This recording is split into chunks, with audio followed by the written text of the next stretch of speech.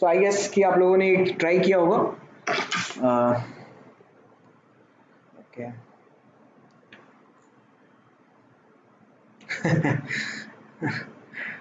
Hello world लिख रहे हैं क्या, जैसे कंप्यूटर में पहले सी लैंग्वेज सीखने के बाद लिखते थे। ओके चलो कोई बात नहीं, मजा आता है ना स्क्रीन में लिखने में।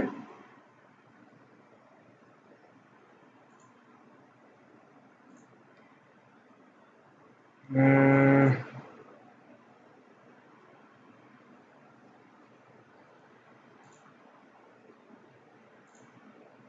कौन सा क्वेश्चन था, रह गया था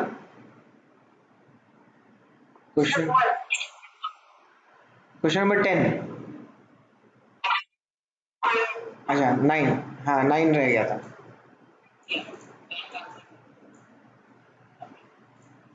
हाँ, 9 का क्या आ रहा है?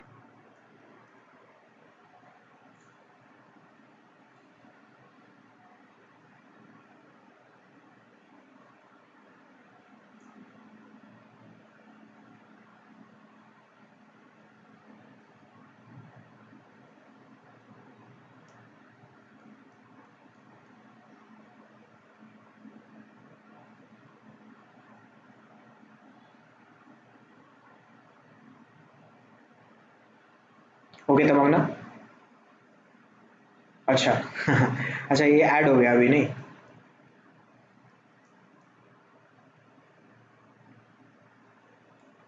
ओके प्रशांत, सो हम लोगों को बस प्लेन ऑफ सिमेट्री देखना है, we are just discussing about the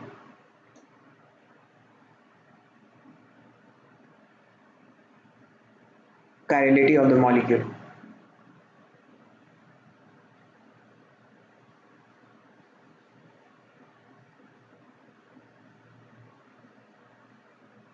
okay Vineet,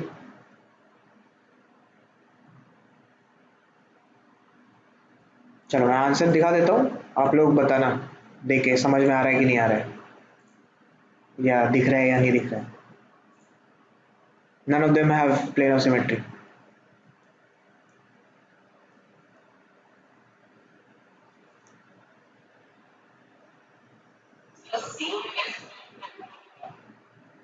आप बताओ कहाँ से ले, जहाँ पे हाइड्रोजन और COH है उससे, उस कार्बन से। लेकिन OH का मिरर इमेज तो नहीं आएगा।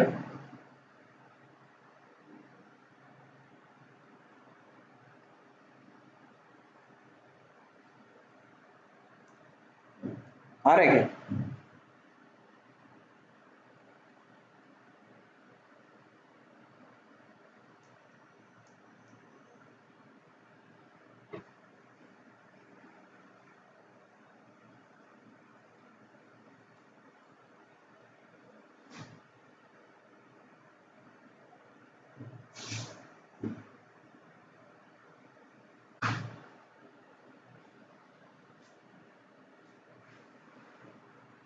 सी में आ रहा है मिरर, सी में आ रहा है plane of symmetry,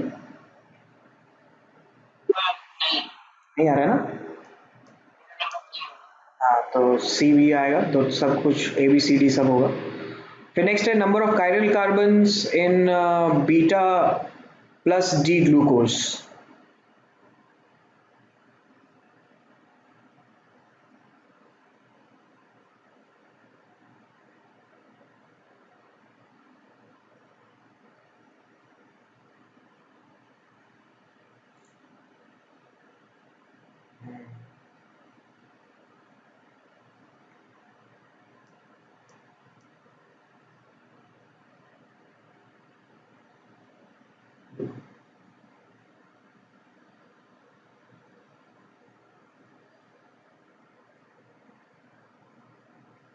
very good.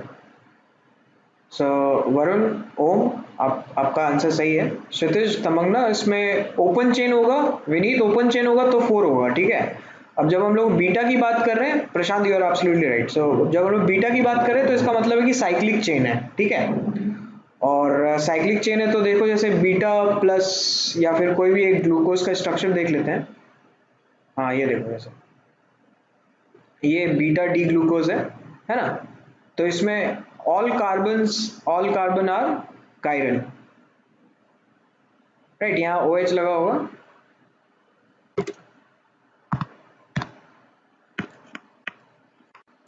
ठीक है, तो इसको देखिए आप, इसकी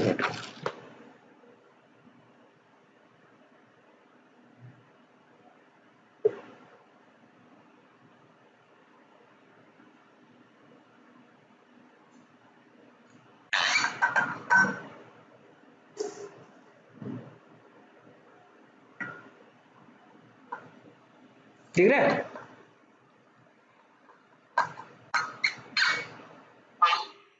तो इसमें each and every carbon there will be no plane of symmetry for this molecule, that's why इसका जो नंबर ऑफ कायरल सेंटर्स है वो 5 हो जाएगा। अगर ओपन चेन होता है तो फिर 4 लिखते हैं हम लोग, ठीक है। तो इसका आंसर हो जाएगा 5।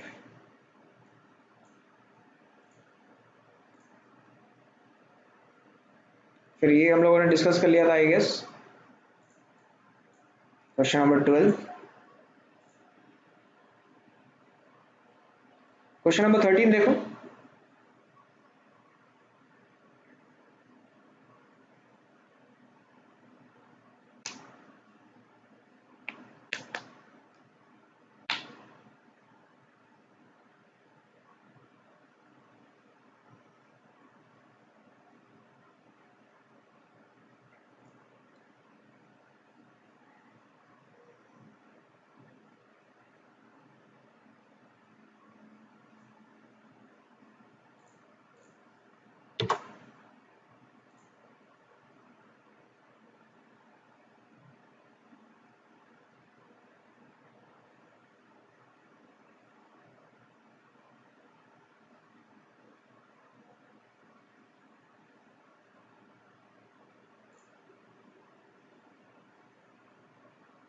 ये मल्टीपल चॉइस क्वेश्चन है वैसे, दिस इज मल्टीपल।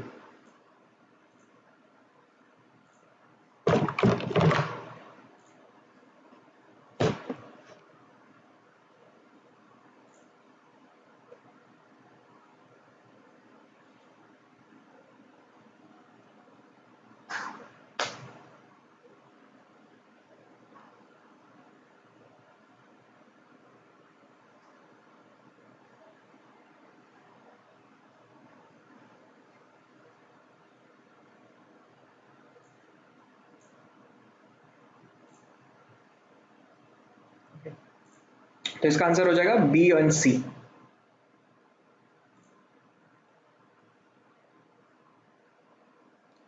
सो हम लोगों ने प्रीवियस क्लास में इनवर्ट शुगर के बारे में डिस्कस किया था। इनवर्ट शुगर क्या था, क्वेश्चन देखना है। अच्छा, हाँ, जब हम लोगों ने माल्टोज का हाइड्रोलाइसिस किया था, है ना, यहाँ पे है क्या, नहीं, ऊपर डिस्कस किया था हम लोगों ने।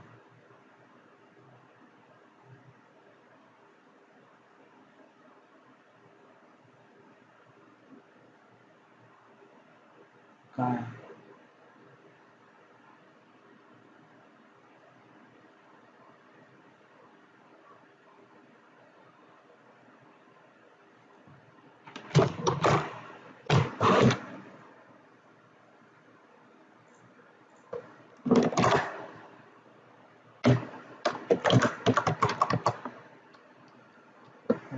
ये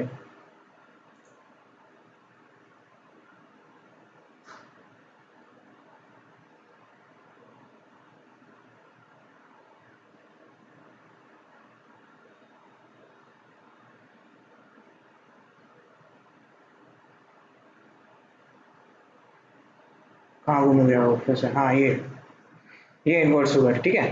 तो सुक्रोज जो है हाइड्रोलाइसिस करेंगे इसका, तो फिर आपके पास डी प्लस ग्लूकोज बनेगा और डी माइनस फ्रुक्टोज मिलेगा, ठीक है। और इसमें this is invert sugar, alright. और इनवर्ट शुगर में आपका ग्लूकोज और फ्रुक्टोज का जो भी इक्विमोलर मिक्सचर प्रोड्यूस होगा, ठीक है। सो इक्विमोलर मिक्सचर अगर प्रोड्यूस होता है तो फिर इसका जब आप लोग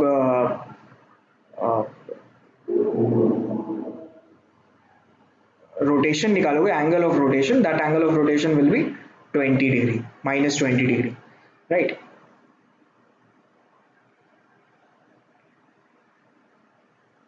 सो एल माइनस ग्लूकोज का जो आपका रोटेशन है दैट इज -52, तो आपका प्रोड्यूस क्या होता है, डी प्लस ग्लूकोज, राइट। तो डी प्लस ग्लूकोज जो प्रोड्यूस होगा तो इसका +52 होगा एंगल ऑफ रोटेशन। यहाँ पे एल प्लस फ्रुक्टोज का दिया हुआ है, तो एल माइनस फ्रुक्टोज का या डी माइनस फ्रुक्टोज का जो आपका आएगा माइनस फ्रुक्टोज का, वो -92 आएगा, ठीक है। और वहां से आपका जो स्पेसिफिक एंगल या फिर specific rotation of the inverted sugar जो आएगा वो आएगा 20 degrees, -20 degrees, okay. So this is D plus glucose and D minus fructose.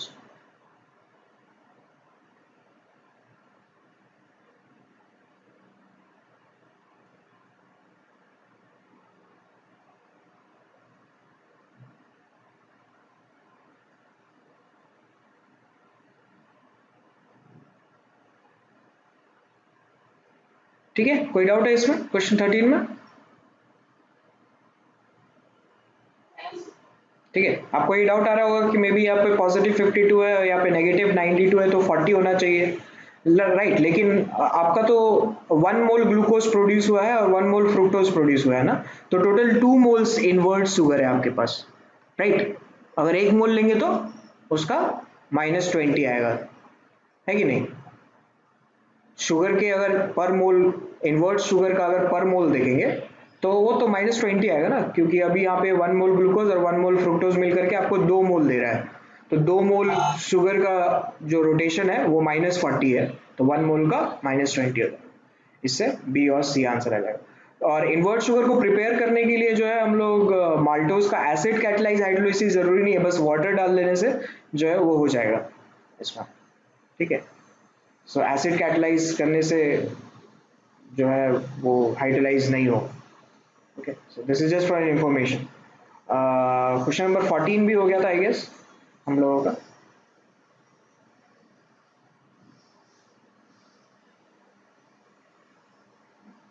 14 हुआ था क्या? 14 नहीं हुआ था, नहीं हुआ है ना, चलो देखते हैं 14 देखते हैं।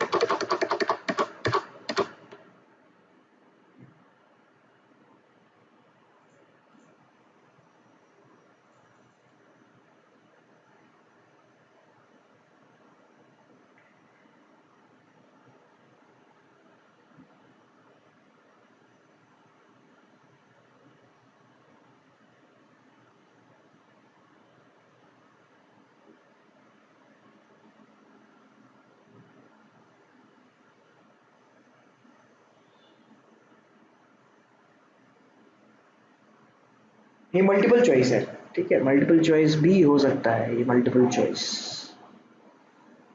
जैसे ही आपको इज और आर दिखे ना तो उससे आप समझ जाना कि ये मल्टीपल भी हो सकता है। तो नॉर्मली जेई एडवांस में आजकल क्या करते हैं कि वन और मोर देन वन करेक्ट जो है आपको एक साथ क्वेश्चन पूछते हैं, यू विल हैव टू सी कि मल्टीपल चॉइस है या नहीं।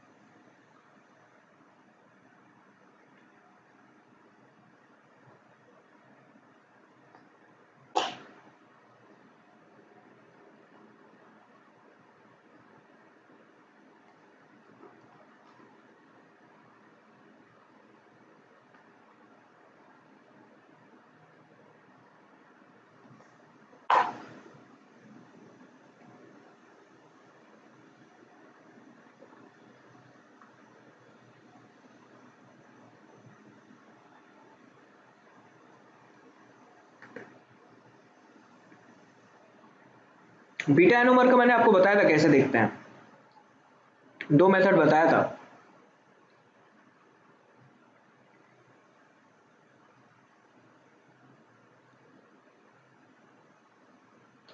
दूसरा मेथड जो है वो अप्लाई करके देखो।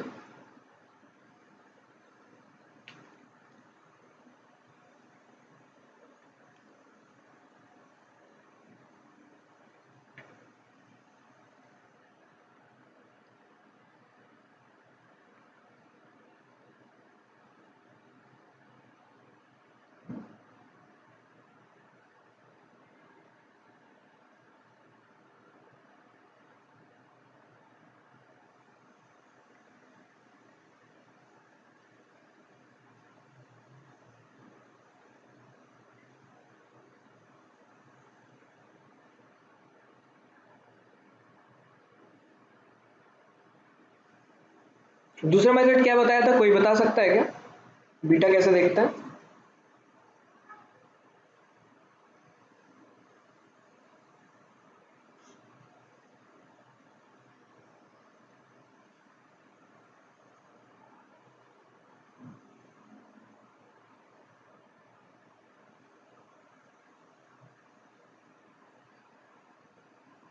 हाँ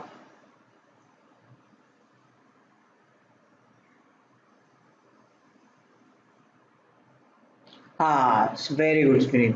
सो CH2OH और OH का पोजीशन सेम साइड में रहना चाहिए। किसमें सेम साइड में है CH2 और OH का सेम सेम साइड पोजीशन?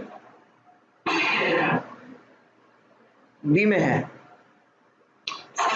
सी में है,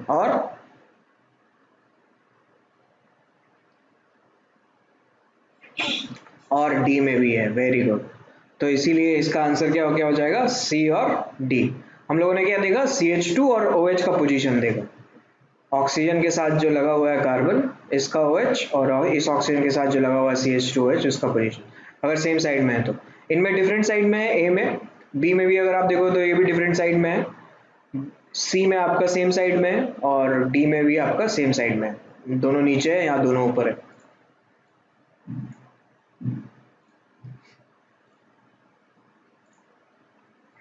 ओके, सो नेक्स्ट हम लोग देख रहे हैं पॉलीसैकेराइड्स। अभी तक हम लोग मोनोसैकेराइड्स और ऑलिगोसैकेराइड्स देख लिया। पॉलीसैकेराइड्स में वी नो कि it contains large number of monosaccharides. अगर हम इसको हाइड्रोलाइसिस करेंगे तो will get more than 10 units of monosaccharides. Okay, so ये सब इनका जो कनेक्शन है, they are also connected with glycosidic linkage, right. And let's start with the first example which is starch. Cellulose इसका बहुत बढ़िया एग्जांपल है, स्टार्च, सेलुलोज, गम्स वगैरह हम लोगों ने एग्जांपल देखा था। तो एक एक करके देखते हैं। स्टार्च में है कि starch is a main storage polysaccharides of plant. ठीक है, तो प्लांट के जो सेल वॉल्स में होता है वो स्टार्च होता है। So it is most important dietary source of a human being, and high content of starch is found in cereal, roots, tubers and some vegetables. Okay, जो हम सीरियल्स खाते हैं जैसे कॉर्नफ्लेक्स वगैरह हो गया, ठीक है, रूट्स हो गया जैसे बीट रूट हो गया, ठीक है, या फिर कैरेट हो गया, ये सब में स्टार्च जो है वो बहुत सारा रहता है। और कुछ वेजिटेबल्स भी हैं जिसमें स्टार्च रहता है, जैसे पोटैटो हो गया, पोटैटो एक तरीके से रूट है ना, तो पोटैटो में भी स्टार्च होता है।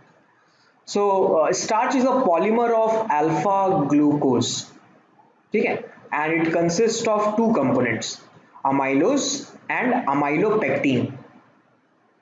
ओके, दो कैटेगरीज में हम लोगों ने इसको डिवाइड किया है, दो कंपोनेंट होगा इसका स्टार्च का, और ये सारे के सारे पॉलीमर होंगे अल्फा ग्लूकोज के।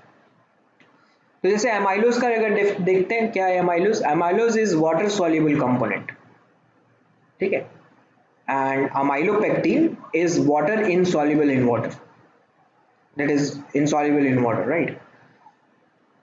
It constitutes of around 15 to 20% of starch, and it constitutes of around 80 to 85% of starch. Amylopectin 80 to 85% है, amylose का 15 to 20% starch है। So normally अगर हम starch अगर डालते हैं water में तो वो एक colloidal solution बनाता है, ठीक है। कोलॉइडल सॉल्यूशन कैसे डिफाइन कर सकते हैं, हालांकि आप लोगों ने सॉल्यूशंस पढ़ा होगा मे बी स्कूल में, लेकिन चलो कोई बात नहीं। मैं एक बार एक चीज बता देता हूँ कि मिक्सचर्स को हम लोगों ने दो कैटेगरीज में बांटा है, एक होमोजेनियस मिक्सचर और एक हेट्रोजेनियस मिक्सचर। होमोजेनियस मिक्सचर में आपका ट्रू सॉल्यूशंस आता है, ओके, और इनका क्लासिफिकेशन किया गया है on the basis of the particle size in the mixture, right. तो जो सॉल्यूशन है उसके पार्टिकल साइज 1 नैनोमीटर से कम होंगे, तो that is a true solution and that is a homogeneous solution, right. अगर हेट्रोजेनियस का क्लासिफाई करें तो इसको दो कैटेगरीज में बांटा गया है, colloidal solution and suspension. Colloidal solution में जो particle size lies between 1 to 100 nanometer, और अगर 100 नैनोमीटर से ज़्यादा है तो फिर वो आपका सस्पेंशन हो जाएगा, ठीक है। तो स्टार्च सॉल्यूशन भी एक हेट्रोजेनियस मिक्सचर बनाता है नॉर्मली।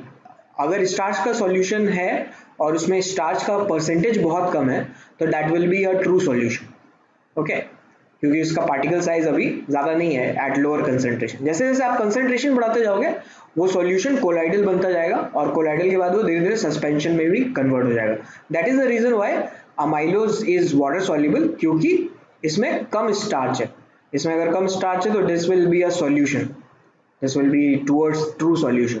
और ट्रू सॉल्यूशन, दो सॉल्यूशन को अगर हम लोग या फिर सॉल्यूशन को हम लोग अगर डाइल्यूट करते हैं तो डेफिनेटली हमें जो मॉलिक्यूल्स है या फिर सॉल्यूट के पार्टिकल्स है वो दिखाई नहीं देंगे, ठीक है। सो that's why it is soluble, right. लेकिन आपने अगर स्टार्च का कंटेंट उसमें 80 to 85% कर दिया तो that will be a suspension, right, and that's why it is water insoluble.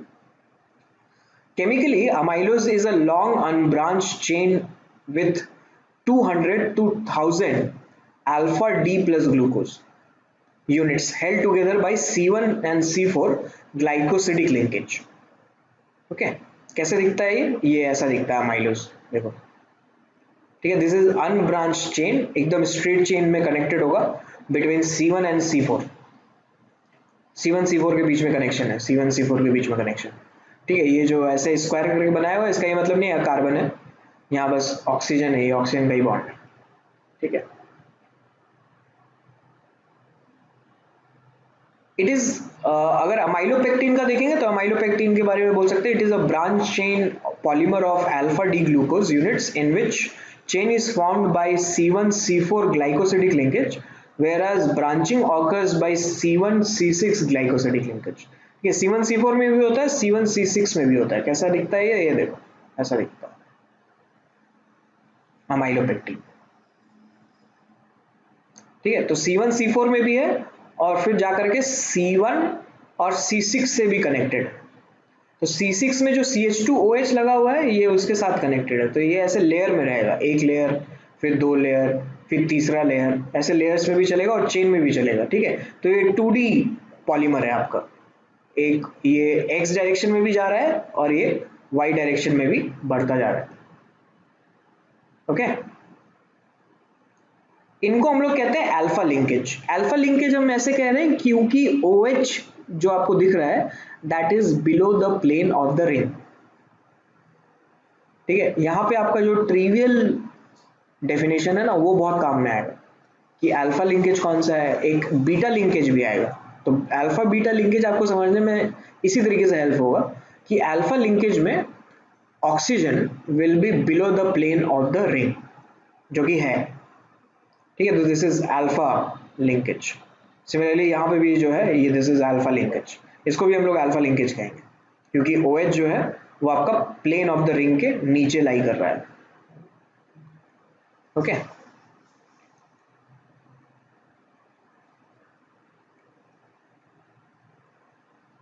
यहाँ पे भी प्लेन ऑफ द रिंग के नीचे लाई कर रहा है OH, इसलिए this is alpha linkage.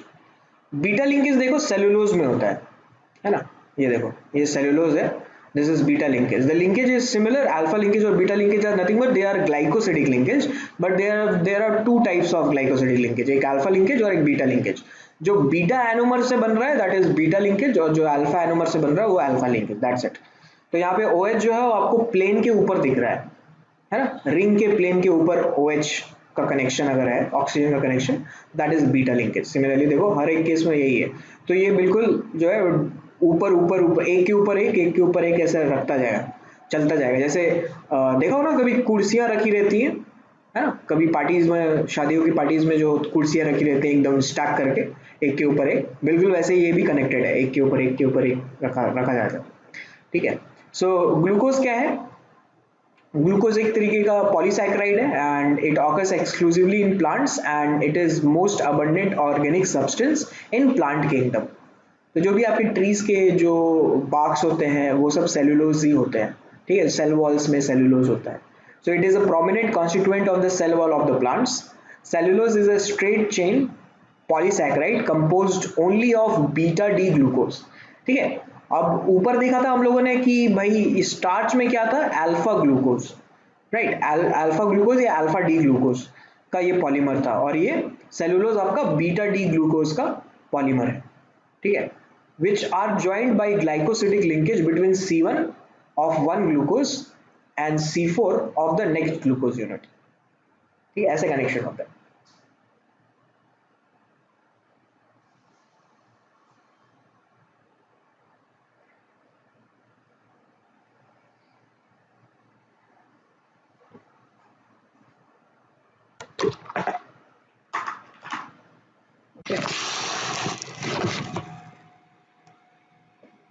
Next देखते हैं glycogen, which is the next type of polysaccharides.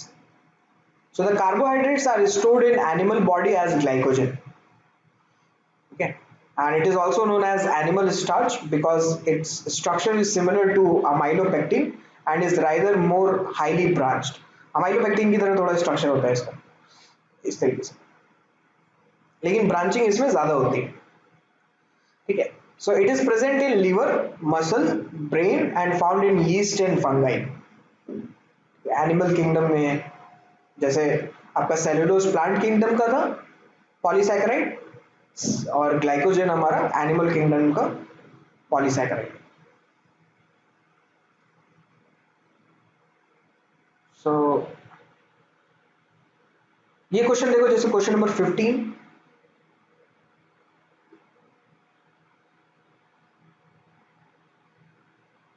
ये मोर देन वन करेक्ट है, जैसे इज और आर दिख गया आपको, एक से ज्यादा आएगा answer.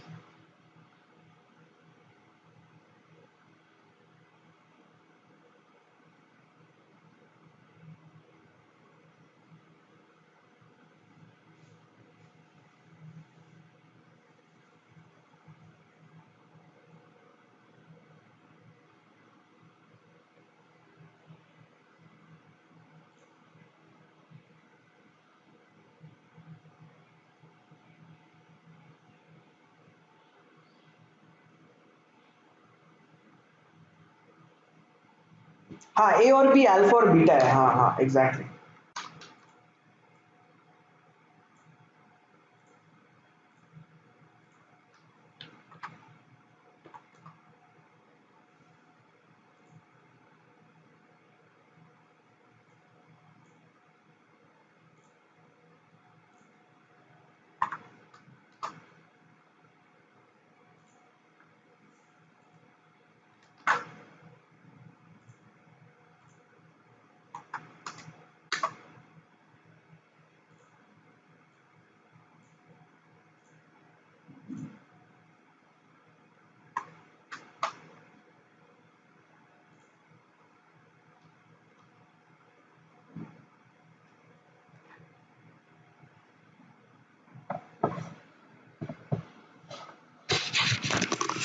Okay Tamanna, so write your final answer, कौन कौन सा आंसर है, एक एक करके लिखोगे तो नहीं समझ में आएगा।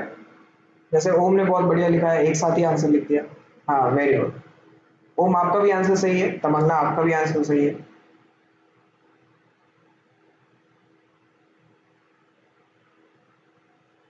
वेरी गुड क्षितिज।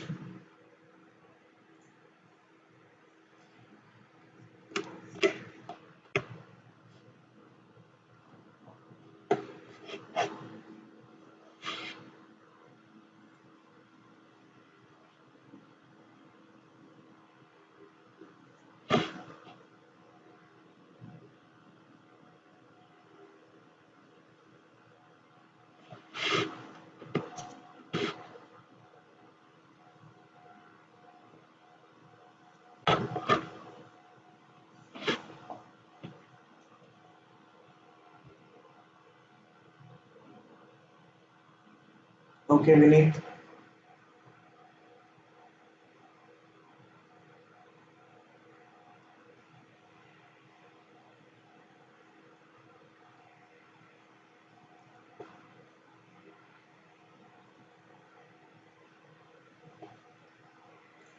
ओके, तो इसमें कह रहे हैं जैसे x is a reducing sugar and y is non reducing sugar, जैसे इसका आंसर जो है वो बी और सी आ जाएगा, डी नहीं आएगा। दिस इज अल्फा लिंकेज और this is beta linkage, right? क्योंकि आपको ये दिख रहा है कि ये प्लेन के ऊपर जो है वो बॉन्ड बन रहा है इसमें OH का, इसलिए दिस इज बीटा लिंकेज। और this is non reducing sugar क्योंकि ऑक्सीजन के साथ जो कार्बन लगा है उसका OH इज नॉट फ्री। यहाँ देखो, फिर यहाँ ऑक्सीजन के साथ जो कार्बन लगा है उसका ऑक्सीजन इज नॉट फ्री, लेकिन इस रिंग में जो है वो फ्री हो गया, तो this part is making it reduce.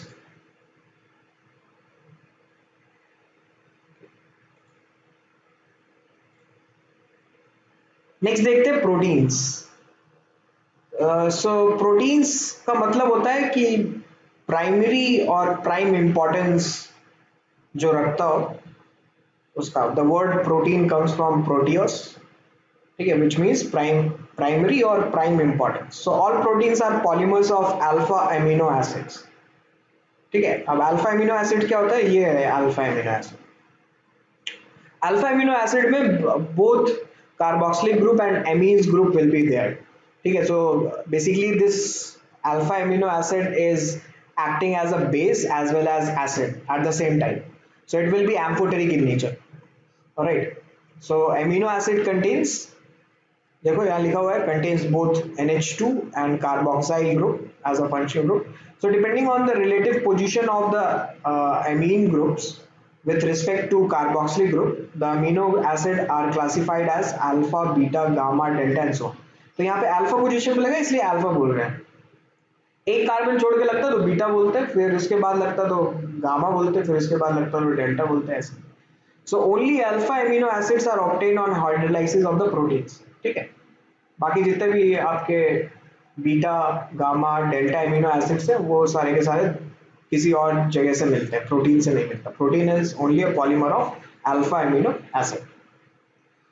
अगर हम अल्फा एमिनो एसिड को क्लासिफाई करें तो we can classify on the basis of the number of amine groups, okay. Delta के बाद आई गेस कि हम लोग और भी बहुत सारे रोमन वो हैं सिंबल्स हैं, तो वो यूज करते हैं। विनीत, विनीत का यही क्वेश्चन है कि डेल्टा के बाद क्या यूज करें, ठीक है। डेल्टा के बाद और भी बहुत सारे रोमन नंबर्स हैं, वो जब आप टाइपिंग वगैरह कर रहे होगे ना तो उसमें आपको पता चलेगा, बहुत सारे नंबर्स हैं, मुझे भी याद नहीं है यार, बहुत अजीब अजीब से नाम है, alpha, beta, gamma, delta, zeta, फिर फाई है, ठीक है, फिर साई है, फिर जीटा है, हैं? हाँ, जोटा भी होता है, अजीब अजीब से नाम है, इसीलिए उस पर ज्यादा मैं ध्यान नहीं देता, रहने दो उसको। हम लोग नंबरिंग कर देंगे ज्यादा बेटर है ना। सो this is alpha amino acid which is one amino acid, to amino acid, इसीलिए ये सब ट्रिवियल नेम है, बहुत पुराने पुराने नाम है, जब नंबर सिस्टम स्टार्ट नहीं हुआ था उस टाइम में ये सब नाम जो है अभी तक चलता आ रहा है, देखो ये कब बढ़ता है।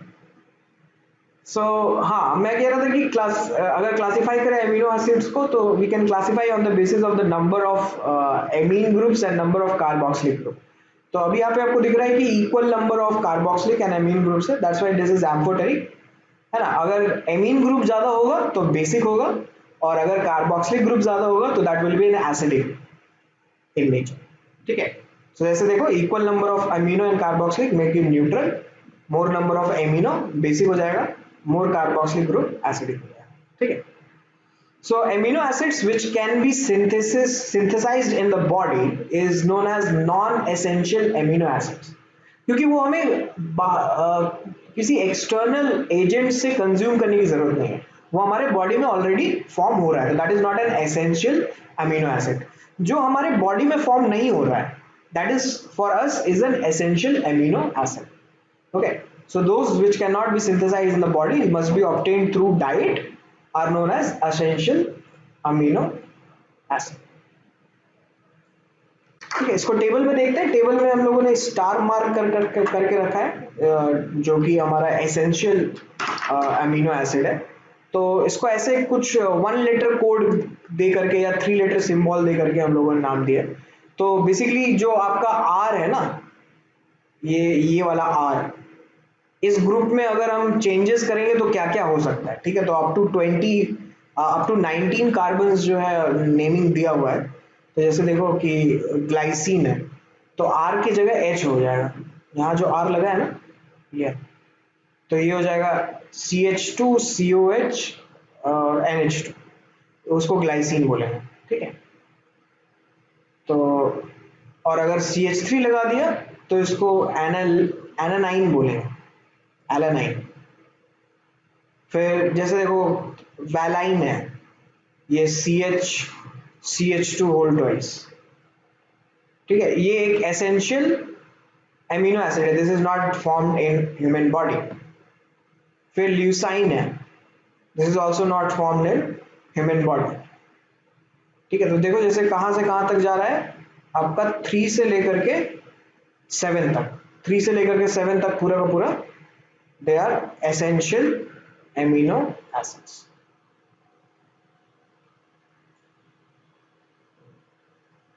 ओके। और भी है, सिर्फ इतना ही नहीं है। फिर जैसे 12 हो गया, 15 हो गया, 16 हो गया, राइट।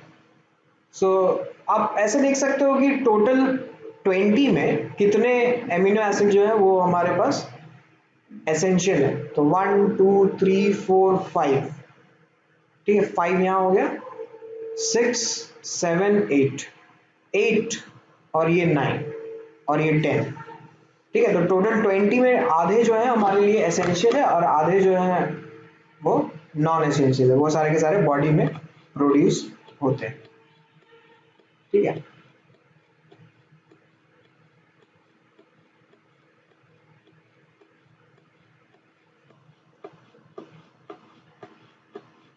एक टास्क मैं दे रहा हूं आपको, वो टास्क ये है कि आप एक टेबल बनाना घर पे, और यहाँ पे आर जो है वो चेंज करना।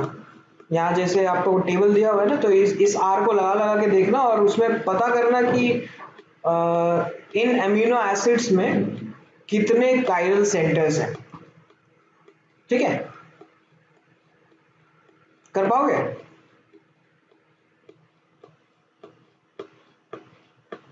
बोलो।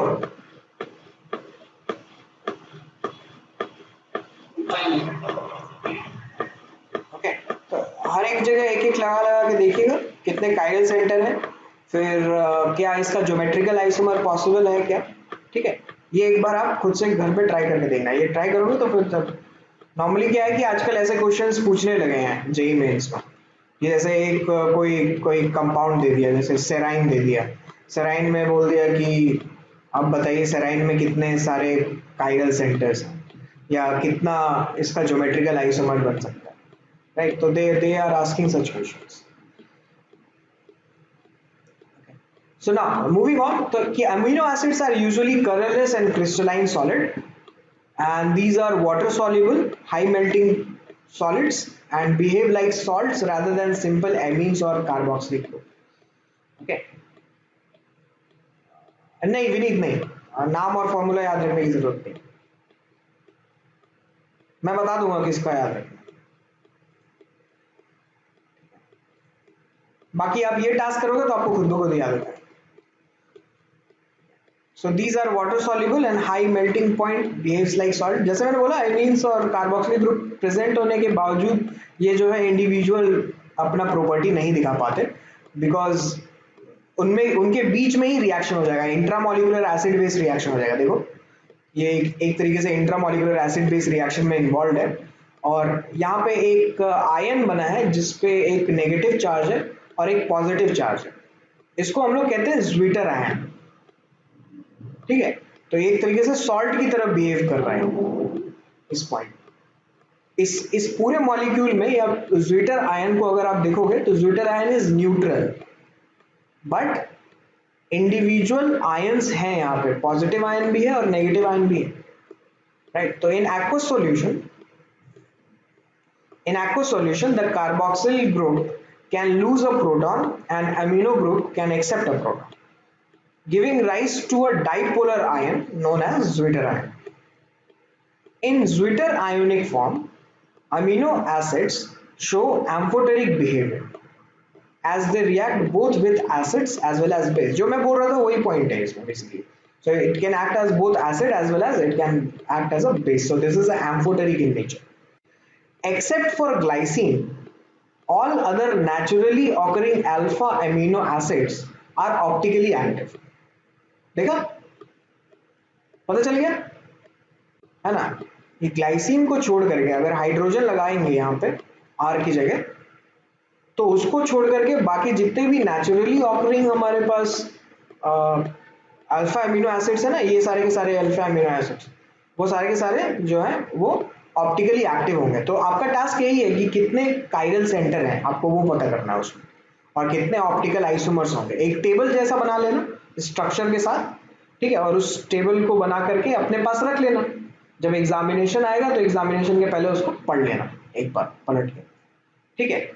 कभी भी फेस टेस्ट का एग्जाम हो, जेई मेंस का एग्जाम हो, डब्ल्यूबीजेई का एग्जाम हो, जेई एडवांस का एग्जाम हो.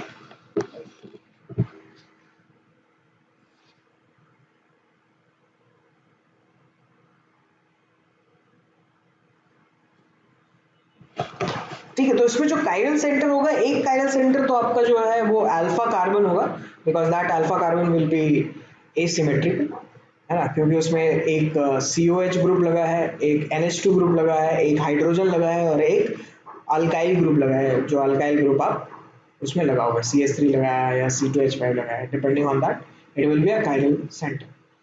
अगर हम लोग स्ट्रक्चर ऑफ प्रोटीन्स की बात करें तो proteins are connected with each other by peptide bond और पेप्टाइड लिंकेज.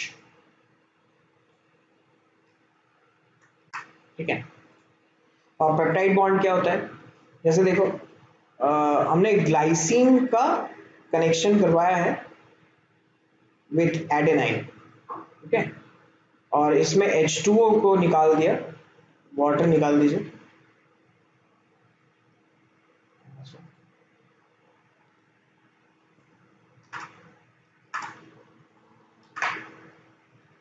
ऑक्सीजन यहाँ से और तो हाइड्रोजन यहाँ से, ठीक है.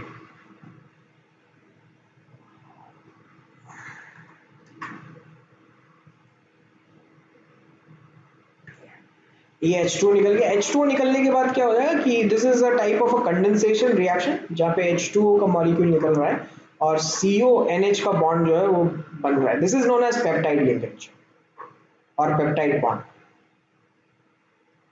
ठीक है, तो इसको इसका जो नाम नेमिंग करेंगे हम लोग, इसका नेमिंग हो जाएगा जो दो अल्फा एमिनो एसिड्स से मिल करके जो कंपाउंड बना है उसके जैसे, जैसे ग्लाई एला बोलेंगे, ठीक है, या ग्लाइसल ग्लाइसल एलानाइन, राइट, इस तरीके से इसका नाम होगा.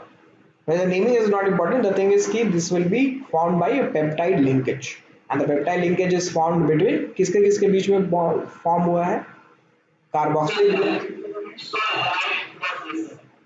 हाँ बिल्कुल, तो वही मैं बता रहा था आपको कि ये किसके किसके बीच में बना है, आपका कार्बोक्सिलिक ग्रुप के बीच में बना है और एमीन ग्रुप्स के बीच में बना है, right. And this is a type of a condensation reaction. ठीक है, इसमें कंडेंसेशन रिएक्शन हुआ है और ये अमाइड की तरह दिख रहा है, और वो भी उसमें 1 डिग्री अमाइड की तरह दिख रहा है, राइट. C डबल बॉन्ड हो NH, राइट. अगर NH2 रहता तो वो अमाइड होता है, यहाँ पे NH के बाद और भी अल्काइल ग्रुप कनेक्टेड है, इसीलिए ये 1 डिग्री अमाइड की तरह दिख रहा है पेप्टाइड लिंकेज. तो जैसे chemically peptide linkage is an amide formed between COH group and NH2. ठीक है, तो प्रोटीन को कैसे डिफाइन करना है, अब एक तरीके से हमारे पास नया डेफिनेशन आ गया प्रोटीन का कि a polypeptide with more than 100 amino acids residues having molecular mass higher than 10,000 atomic mass unit. U is unified mass. ठीक है, सो अगर 10,000 मतलब इसका मोलर मास ही हो जाएगा आपका 10,000 ग्राम, अगर एक मोल का मास लेंगे तो समझ रहे, 10,000 ग्राम बहुत ज्यादा वेट हो जाएगा, नहीं, 10,000 ग्राम्स मतलब 10 किलोज, है ना. मतलब 10 किलो का एक एक मोल मॉलिक्यूल ऐसे. So it is rather a very big chain of alpha amino acids. Proteins are. So proteins are nothing but they are polypeptide with more than 100 amino acids. So proteins can be classified into two types on the basis of their molecular shape. एक होता है fibrous protein. Fibrous protein होता है कि when a polypeptide chain run parallel and held together by hydrogen and disulfide bonds. तो fibrous protein में आपका ये दो bonds रहता है, hydrogen and disulfide bonds.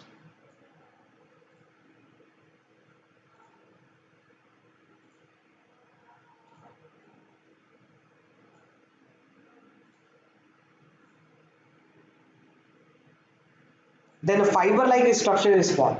Okay, so such proteins are generally insoluble in water, and common example are keratin present in hair, wool, silk, and myosin present in muscles. तो normally ऐसे ही दिखते होंगे कि आप वुल या फिर कॉटन का जो एक रेशा हो उसको अगर हम वाटर में डालेंगे तो that won't be soluble, right. या फिर वुल का अगर एक रेशा हो या हेयर का एक रेशा हो तो वो मिलता नहीं, तो that is nothing but that is a fibrous proteins. Fibrous protein मतलब एक स्ट्रॉन्ग बॉन्ड्स रहेंगे मॉलिक्यूल्स के बीच में और एक लॉन्ग चेन रहेगा. That long chain will actually give it a property of thin and a length. ठीक है, पतला होगा और काफी बड़ा होगा इसकी वजह से.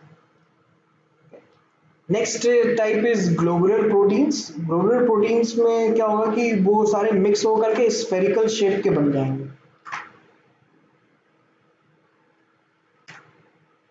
ठीक है, तो the structure results where the chain of polypeptides coil around to give a spherical shape. These are usually water soluble.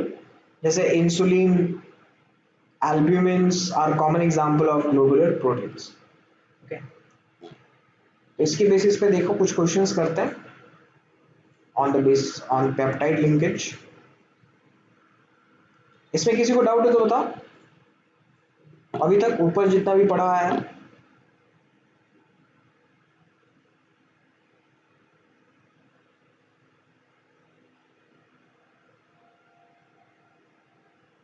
नहीं, ठीक है. इसमें एक चीज और हम लोग लिख सकते हैं कि ज्विटर आयन का जो पीएच होगा ना,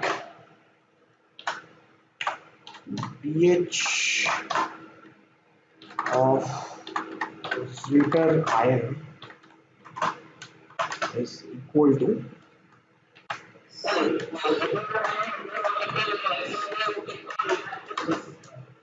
है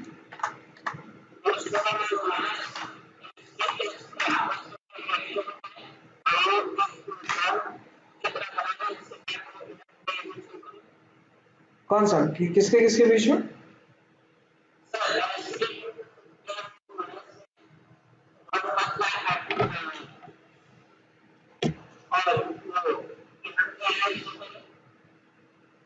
नहीं, ऑलरेडी इनर्ट हो गया है वो, ऑलरेडी वो सॉल्ट बन चुका है.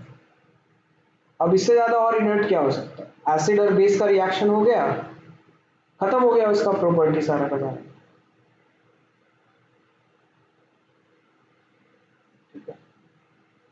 बॉन्ड देखो, बॉन्ड ऐसे ब्रेक या बनता है या ब्रेक होता है, ऐसे ऐसे नहीं बनेगा, खुद ब खुद नहीं होता ये सब काम.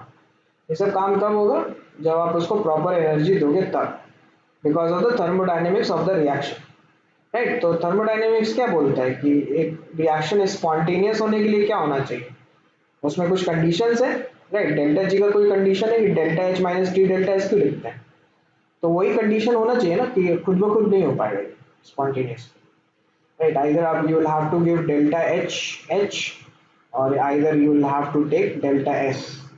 इन दोनों को देख करके फिर आप ये डिसाइड करोगे कि रिएक्शन हुआ है या नहीं हुआ.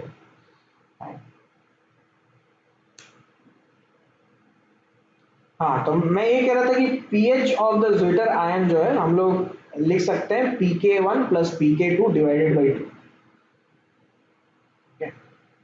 ये इसका pH हो जाएगा pK1 where pK1 is negative log of Ka1 and pK2 is negative log of Ka2. K2 मतलब एसिड और बेस का, मैं अभी बता दूंगा, ये क्वेश्चन देख करके हम लोग समझ जाएंगे। जैसे देखो क्वेश्चन नंबर 16 करते हैं।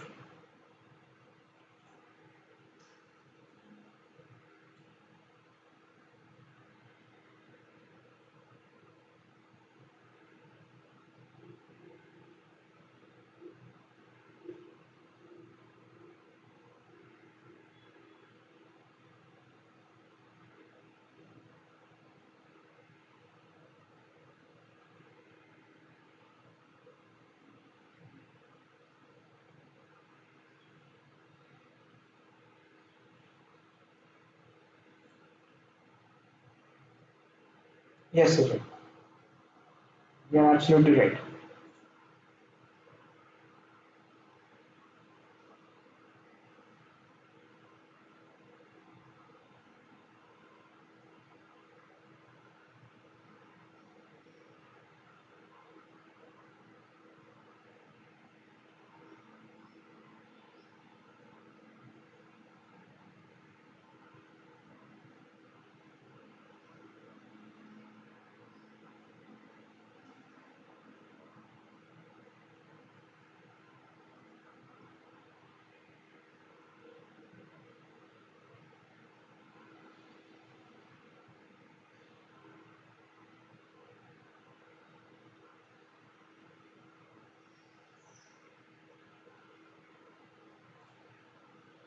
यस वरुण, आप भी सही हो।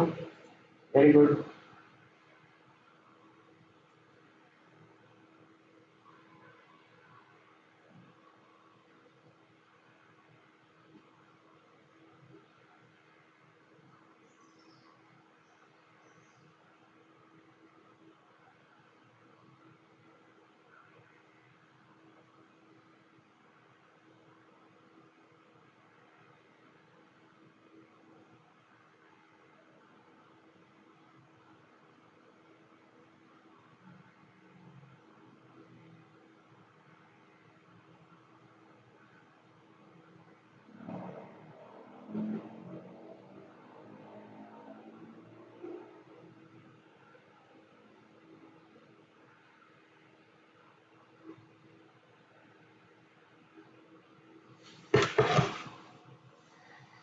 ठीक है, तो अभी हम लोगों ने देखा था condense, this is peptide linkage कैसे बनता है।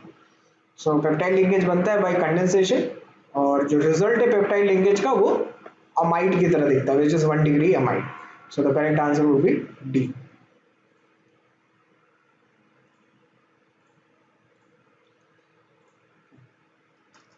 नेक्स्ट देखते हैं क्वेश्चन नंबर 17।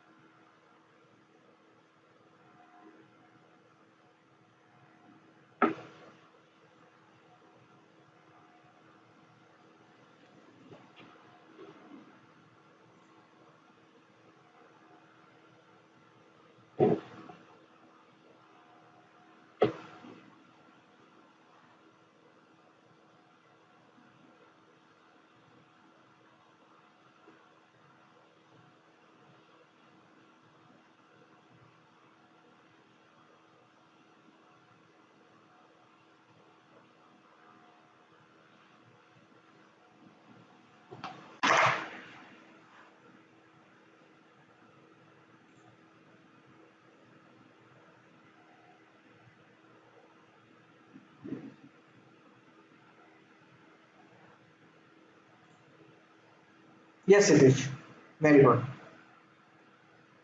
वरुण आप भी सही हो, बहुत बढ़िया।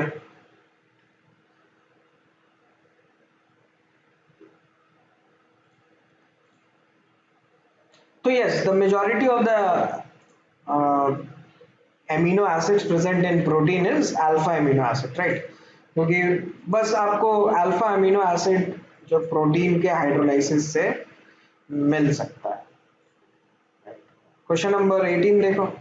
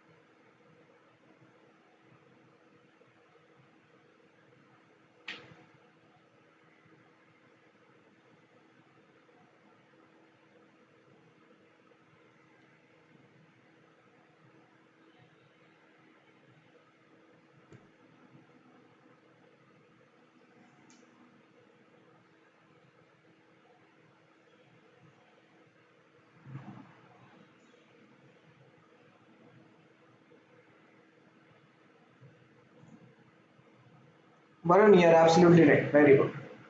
क्षितिज आप भी सही हो।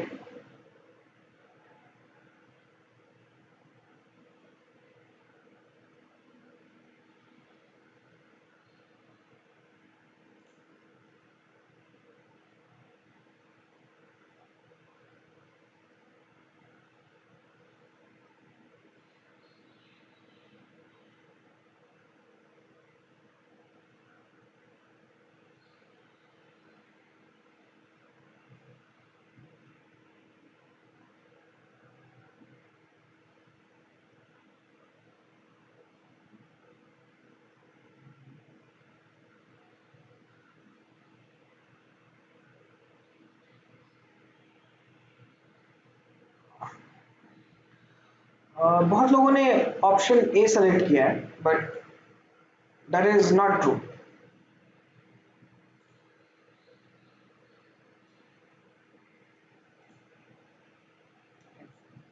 The correct answer is option D.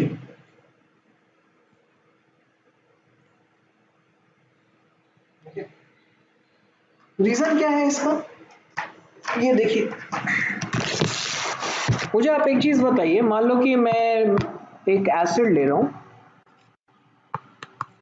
HA,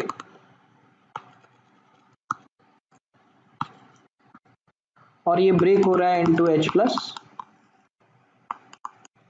aqueous and A minus aqueous,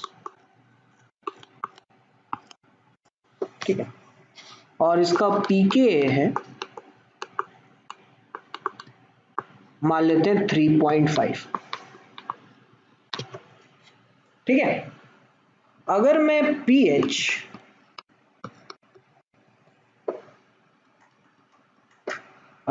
pH इसमें मान लो 6 ले लिया, ठीक है? इस जिस सॉल्यूशन में ये एसिड है उसका pH मैंने 6 कर दिया, ठीक है? क्वेश्चन समझ में आएगा? जिस सॉल्यूशन में ये एसिड है उसका pH मैंने बढ़ा करके 6 कर दिया। तो आप मुझे बता सकते हो कि ये किस फॉर्म में रहेगा, मतलब लेफ्ट हैंड साइड वाले फॉर्म में रहेगा या राइट हैंड साइड वाले फॉर्म में रहेगा?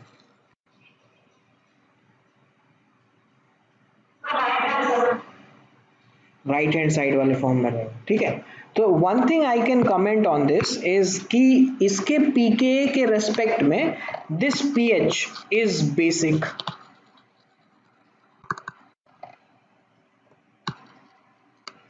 Basic with respect to HA, ठीक है? बेसिक का ये मतलब नहीं है, नॉर्मली पहले जो हम लोग बचपन में पढ़ते हुए आ रहे थे वो तो यही था कि भाई न्यूट्रल का मतलब pH 7, लेकिन वो किसके रेस्पेक्ट में न्यूट्रल? जब भी हम लोग पीएच का स्केल डिफाइन करते हैं तो that pH scale has been defined for water, right? और अगर हम बोल रहे हैं कि HA के रेस्पेक्ट में आपका बेसिक मीडियम क्या है तो उसका पीके देखना पड़ेगा, right? My point is ultimately is this कि अगर 3.5 से पीएच आपका ज्यादा है तो HA के लिए वो बेसिक मीडियम है और वो ब्रेक करेगा, फॉरवर्ड डायरेक्शन में जाएगा अगर आप 3.5 से ज्यादा ले लो तो। ठीक है, अगर पीएच ले लिया ग्रेटर देन 3.5 तो ये फॉरवर्ड जाएगा रिएक्शन। ठीक है, अगर पीएच ले लिया लेस देन 3.5 तो इसके लिए ये पीएच, HA के लिए ये पीएच एक एसिडिक मीडियम की तरह काम कर रहा है, तो this will not going to be dissociated. ठीक है, ये डिसोसिएट नहीं होगा 3.15 से कम में। Okay, so according to that अगर हमारे पास एमिनो एसिड है,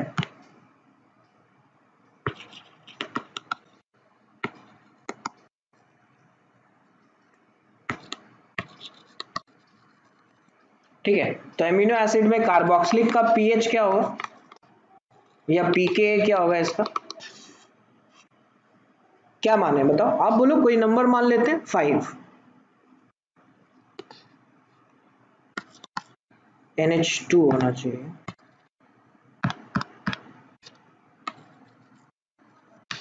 ठीक है, इसका पीके भी कितना होना चाहिए? मान लो इसका पीके भी 5 है, तो इसका पीके भी अगर 5 है तो इसका पीके कितना हो जाएगा? 9। ठीक है, मान लिया मैंने, एक नंबर लिया है जो कि एज्यूम नंबर है।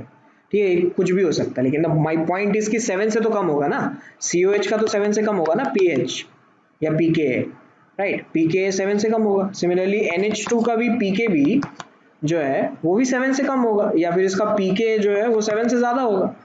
तो माय पॉइंट इज कि अगर मैं पीएच 7 ले लेता हूं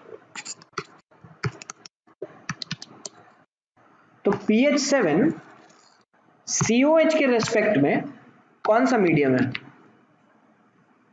एसिडिक मीडियम है या बेसिक मीडियम है? बेसिक है, बेसिक है, राइट? तो ये डिसोसिएट हो जाएगा।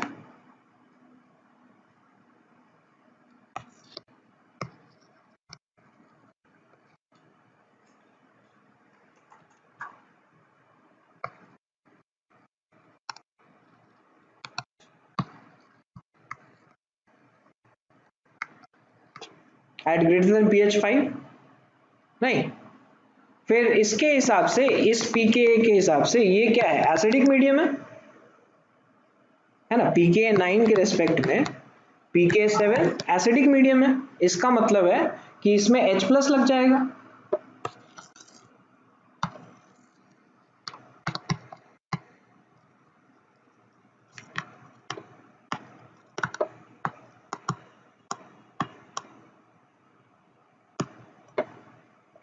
It will protonate at pH less than 9, मतलब इवन 8 भी होगा ना पीएच तब भी ये प्रोटोनेट हो जाएगा।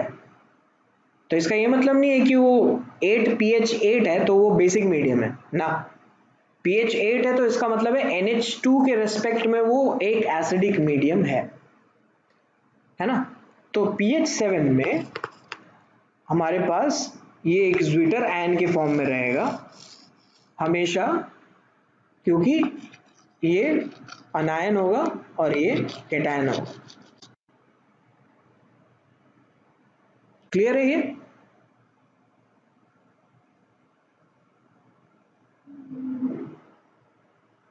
बोलो।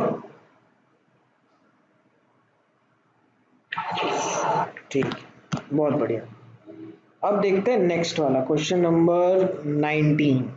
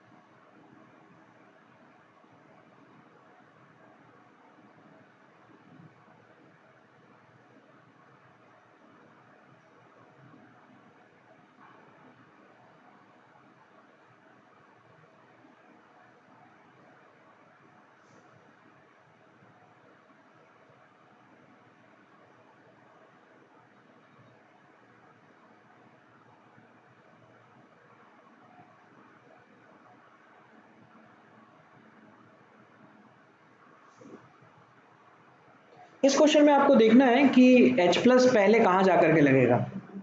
ओके, तो 2 मोल HCl हम लोगों ने लिया है, तो मेजॉरिटी आप लोग जो है वो बी बोल रहे हो, जो कि सही नहीं है। तो फर्स्ट थिंग फर्स्ट है, इसकी इस क्वेश्चन में बोला गया है स्टेबल कॉन्जुगेट एसिड, तो स्टेबिलिटी का तो ध्यान रखना पड़ेगा। तो स्टेबिलिटी का ध्यान अगर मैं रख रहा हूँ तो आई कैन से कि this ring is an aromatic ring.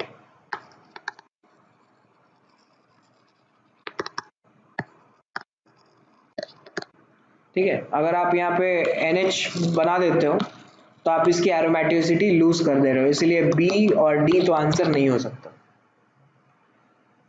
Okay, B और डी में उसकी एरोमेटिसिटी लूज हो जाएगी। फिर अब हम ये देखते हैं कि H प्लस अगर आएगा तो H प्लस पहले कहाँ लगेगा, कौन से नाइट्रोजन में पहले जाएगा, ठीक है,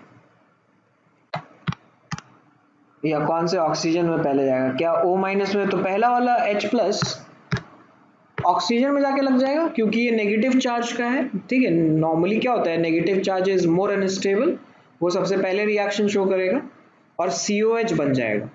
COH बनने के बाद जो है वो आपका ये ए वाला आंसर हो जाएगा, ए वाला आंसर हो जाएगा।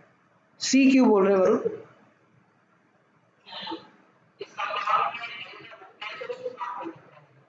एन का, एन का, हाँ वही तो, एक H जो है आपका ऑक्सीजन में लग गया और एक H इस नाइट्रोजन में लग गया, इसके नाइट्रोजन।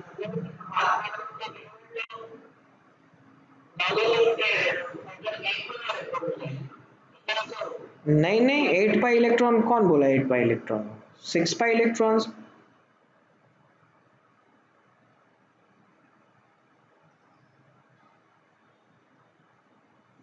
नाइट्रोजन का ये लोन पेयर थोड़ी काउंट करेंगे, ये तो प्लेन में नहीं होगा ना, माय बैड, ये प्लेन में होगा ना, रिंग के प्लेन में होगा ना।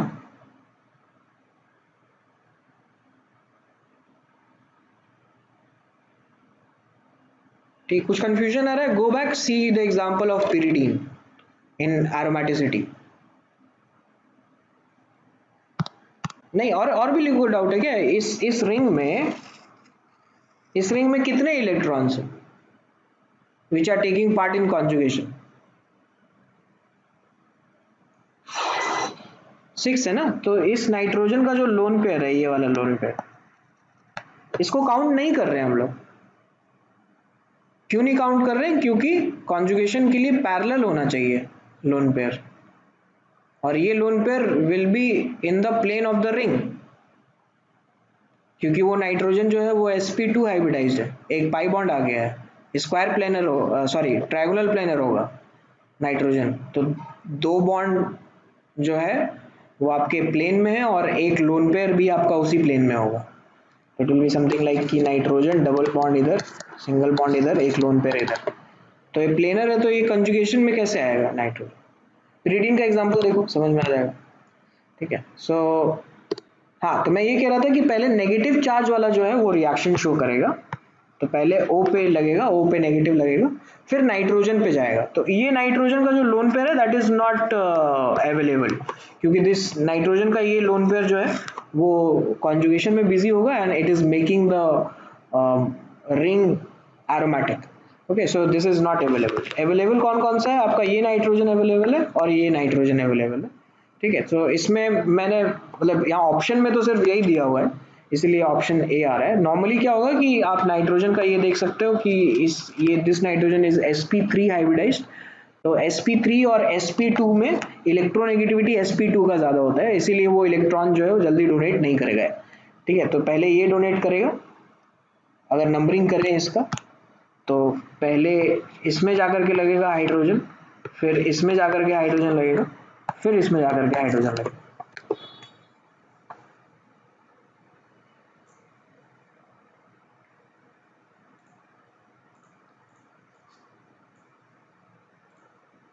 हम लोगों को क्या करना है, हम लोगों को एसिड बेस रिएक्शन कराना है ना, हम लोगों को बस ये देखना है कि कौन बेटर बेस है, राइट। बेटर बेस का मतलब the availability of the lone pair, that's it.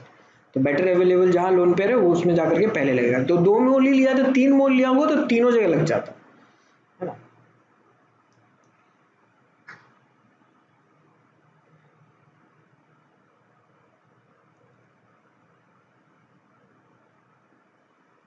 हाँ, अब ऐसा एक चीज और हो सकता है कि ये बन सकता है इंट्रामोलिकुलर एसिड बेस रिएक्शन। यहां से H प्लस निकल गया और ये जाकर के यहां लग गया इस नाइट्रोजन। ठीक है, ये हो सकता है, बट गिवन द फैक्ट कि हम लोग एक प्रॉपर पीएच रखें तब, जैसे ऊपर वाले केस में हुआ था ना, इस केस में उसी तरीके से। तो पीएच अगर नहीं रखेंगे तो फिर ये ज्विटर आयन जो है वो नहीं बनेगा। हाँ, अब क्वेश्चन नंबर 20 देखो। क्वेश्चन नंबर 20 का भी आपको बोल देते हैं।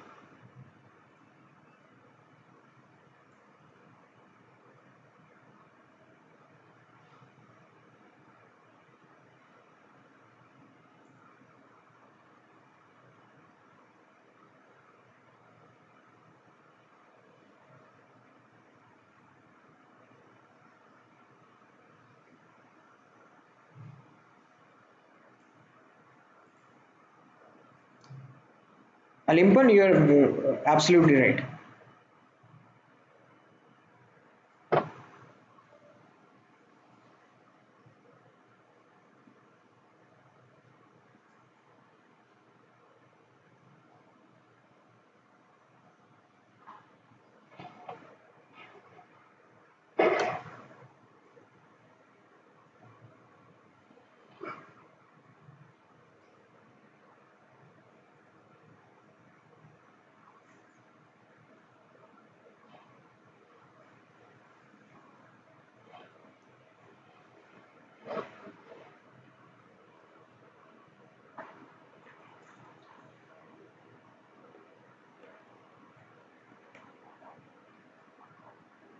क्षितिज आप भी सही हो, very good.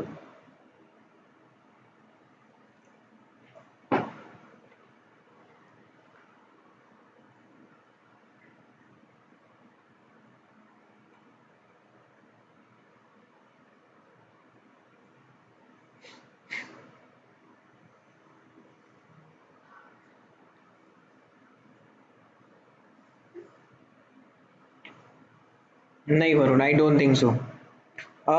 We will take these options as a whole unit. ठीक है, तो आप इसको एज अ होल यूनिट लेकर के देखो, क्या ये पेप्टाइड लिंकेज है, not a part of the option. ऐसा नहीं होना चाहिए कि ऑप्शन में एक बड़ा सा मॉलिक्यूल दिया, उसका कोई एक पार्ट निकाल करके हम लोग आंसर कर रहे हैं। पूरे के पूरे को एज अ यूनिट लो। सब तो नहीं होगा ना। ठीक है, आई गेस कि सी और डी में लोगों को जो है थोड़ा बहुत कंफ्यूजन है कि सी होना चाहिए या डी होना चाहिए। So always go for the best option अगर ऐसे कंफ्यूजन आया तो। So this is NH2, right? So is this a peptide linkage? Is this a whole peptide linkage? Option C, that is my question. Is this a whole peptide linkage और this is a whole peptide group? नहीं है ना, है कि नहीं? Peptide का क्या मतलब होता है कि ये होना चाहिए, डी होना चाहिए, राइट? हाँ, अगर पेप्टाइड ग्रुप बोल रहे हैं तो ऐसा बोलना नहीं चाहिए, this is a lame lame term, ताकि आपको समझ में आए। ठीक है, या फिर कोई समझ सके या मैं भी समझ सकूं। ठीक है, so that point, my point is कि we should take these options as a whole group और एज अ होल यूनिट।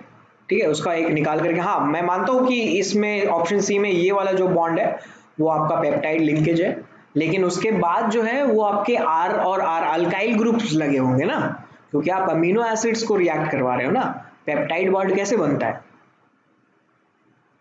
एक अमीनो ग्रुप का कार्बोक्सिलिक ग्रुप और एक अमीनो ग्रुप का एमीन ग्रुप, वो दोनों रिएक्ट करते हैं। और ये दोनों किससे कनेक्टेड है? अल्काइल ग्रुप से, कार्बन से कनेक्टेड है। ठीक है, तो इसीलिए option D is the best answer.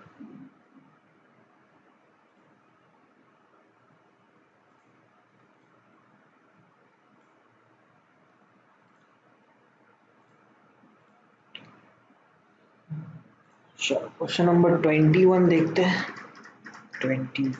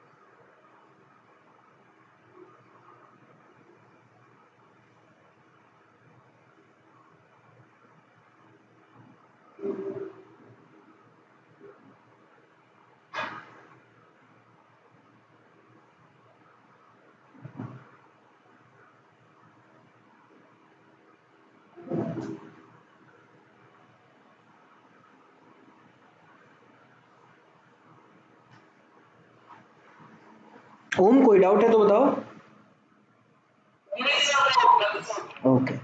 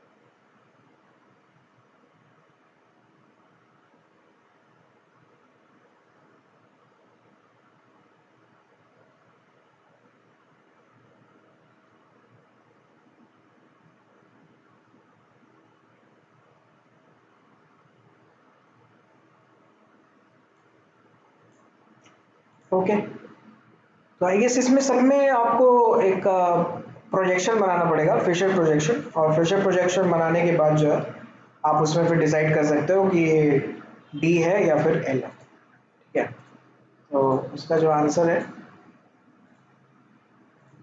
वो ए आ जाएगा, ए वाला जो है। ठीक है, वो है आपका। सो देखो मैं बी वाला एक बता देता हूँ कैसे करना है। तो बी वाले में जहाँ पे वेज डैश है वहां से आप देखिए,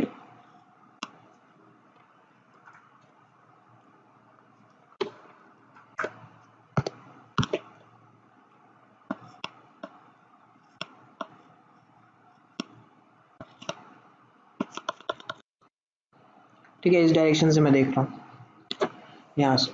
फिर इससे मैं फिशर प्रोजेक्शन कन्वर्ट करूंगा, फिशर प्रोजेक्शन में कन्वर्ट होगा तो NH2 ऊपर होगा, मेरे सर के ऊपर, मेरे चेहरे के नीचे COH होगा,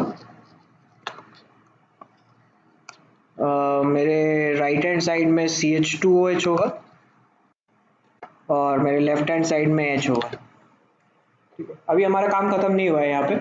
अभी हम लोगों को इसको ऐसे प्रोजेक्शन में कन्वर्ट करना है जहाँ पर हम लोग इसको D और L जो है वो लिख सकें। तो इसके लिए क्या करते हैं, मैं इवन नंबर ऑफ एक्सचेंजेस करता हूँ। COH को मैं सबसे ऊपर ले जाता हूँ, ठीक है, और CH2OH को नीचे ले आते हैं।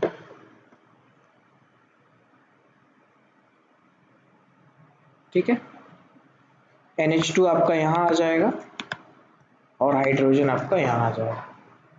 कितना एक्सचेंज हुआ है? एक, दो, दो एक्सचेंज हुआ है ना? दो एक्सचेंज मैं कैसे बोल रहा हूँ कि पहले इन दोनों का पोजीशन एक्सचेंज किया, फिर इन दोनों का पोजीशन एक्सचेंज कर दिया। ठीक है, COH ऊपर ले COH ऊपर ले गया, ठीक है, CH2OH नीचे ले आया, और COH जब यहाँ आया तो उसको NH2 के साथ रिप्लेस कर दिया। तो दिस इज D कॉन्फ़िगरेशन। ठीक है, क्योंकि CH2 के रिस्पेक्ट में राइट हैंड साइड में NH2 है। सिमिलरली यहाँ पे भी आप ऐसे ही करोगे और यहाँ पे भी ऐसे ही करोगे, तो देखोगे कि कोई L नहीं आ रहा है, दे ऑल आर D।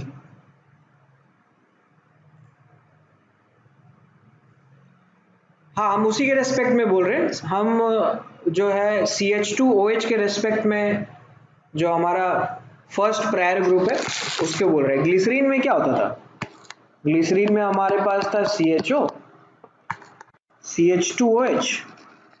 मैं मतलब ये क्वेश्चन देखो, ऐसे क्वेश्चंस आपको एनालॉजिकली आ सकते हैं, पूछे जा सकते हैं, ठीक है। तो आपको खुद से भी थोड़ा बहुत जो है एनालाइज करना पड़ेगा, थोड़ा रिसर्च करना पड़ेगा उस पर कि डी और एल में किसको बोल रहा हूँ। तो अगर मैं यहाँ ओ एच देख, ठीक है, इसको क्या बोलते हैं, एल, राइट। मॉडर्न लैंग्वेज में या मॉडर्न मेथड्स में अगर मैं देखूं तो this is priority one, this is priority two and this is priority three. CIP rule से दिया मैंने ये सब प्रायोरिटी, ठीक है। तो थर्ड प्रायर ग्रुप के रिस्पेक्ट में अगर फर्स्ट प्रायर ग्रुप लेफ्ट में है तो एल है, बोल सकते हैं कि नहीं बोल सकते, ये बताओ पहले है।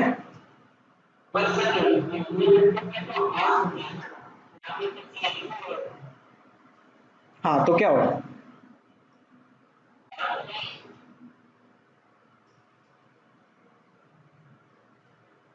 किसकी बात कर रहे हो आप।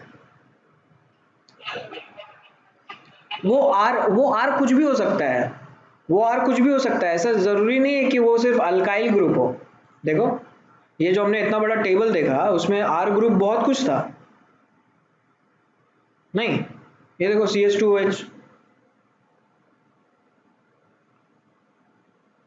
CH2C डबल बॉन्ड हो, NH2, और भी तो ग्रुप हो सकता है, आर की जगह कुछ भी हो सकता है containing functional group, functional isomer. और बोलो।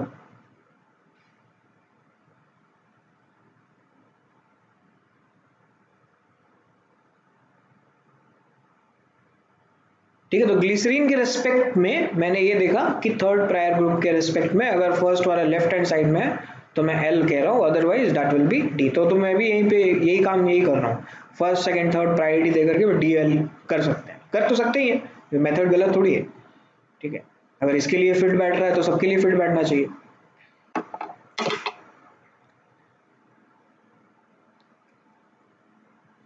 नेक्स्ट देखो क्वेश्चन नंबर 22।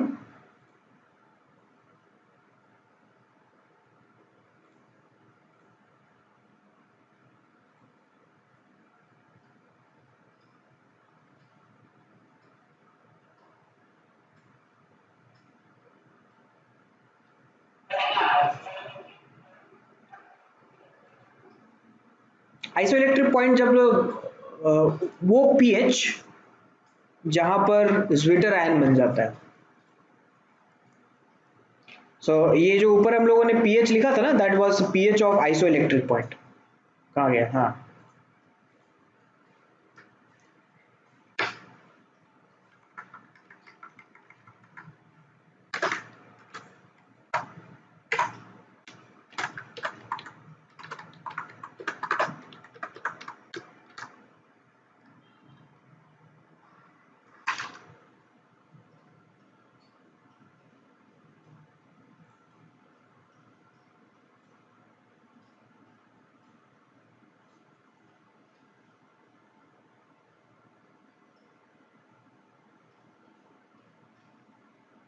चलो, ये तो एक नया डेफिनेशन हम लोग को पता चला, मैं इसका आंसर बता दे रहा हूँ, ठीक है। आप मतलब बेसिकली द पॉइंट इज कि आता है तो ठीक है, नहीं आता है तो फिर नहीं आता है, this is a new definition for us. Isoelectric point का ये डेफिनेशन है, ठीक है, तो you can take it as a definition.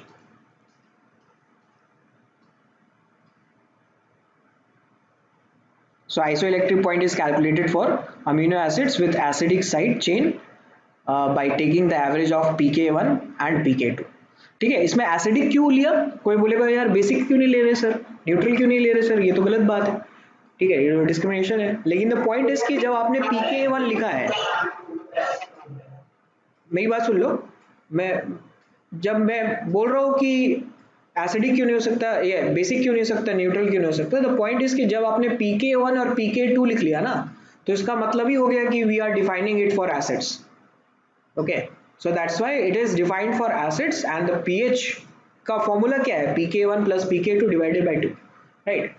So that is defined for acid. हाँ, अब आप क्या बोल रहे हो वो बताओ, क्या बोल रहे थे।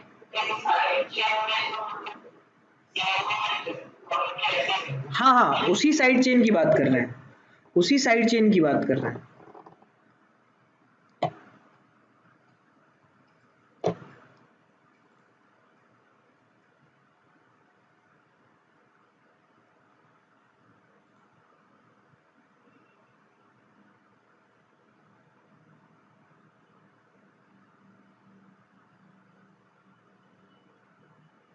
नहीं नहीं, करेक्ट स्टेटमेंट बोल रहा हूँ।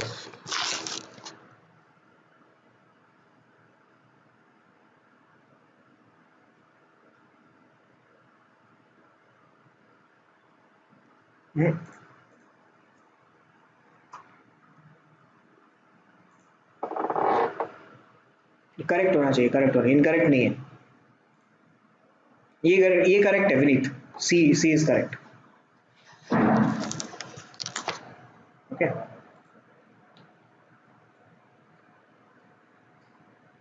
क्वेश्चन नंबर 23 देखो।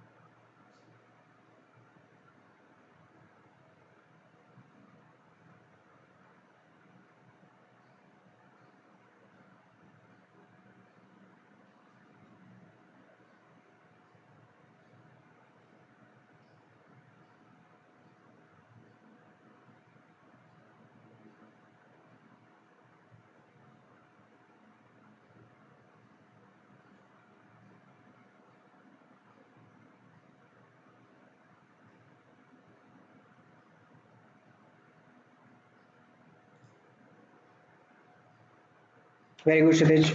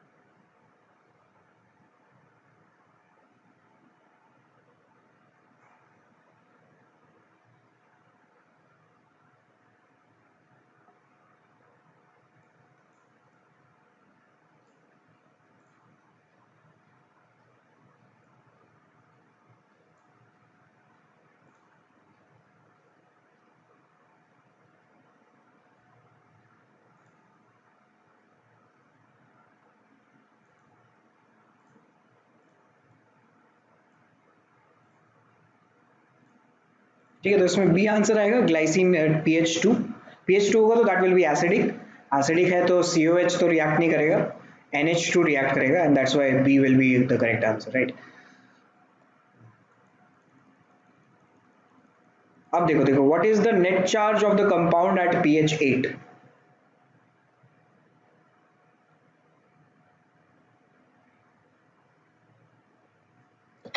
ठीक है, तो जो अभी हम लोग डिस्कस कर रहे थे कॉन्सेप्ट, उस कॉन्सेप्ट के हिसाब से आप मुझे बताओ, ये जो OH है ये डिसोसिएट होगा क्या pH 8 पर?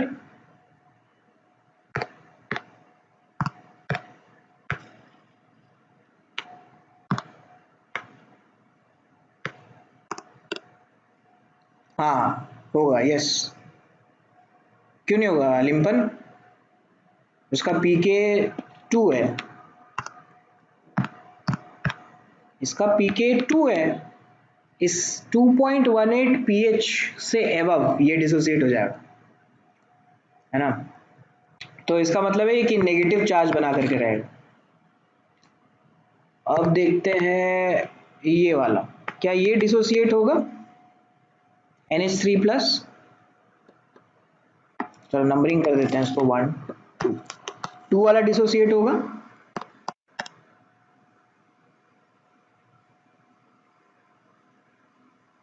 9.8 8 pH 8 पर डिसोसिएट होगा, इसका पीके गिवन है।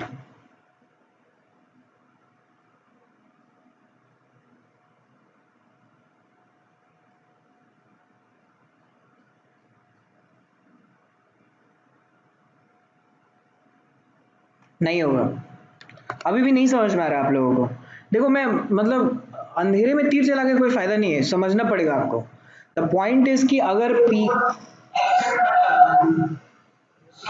नहीं, ऑलरेडी एक्सेप्ट कर चुका है वो, NH3 प्लस में ऑलरेडी बना चुका है NH3 प्लस, तो अब वो बेस नहीं है, अब वो एसिड है।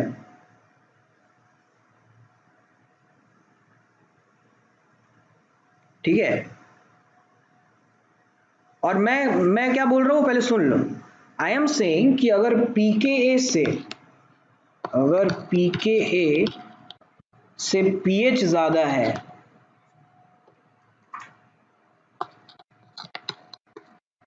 If pH is more than pK है, तो फिर डिसोसिएशन होगा।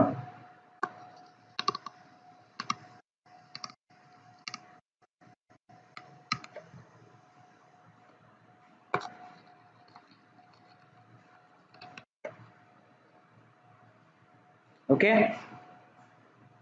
अगर पीके से पीएच कम है या पीके ज्यादा आ गया पीएच से, तो डिसोसिएशन नहीं होगा।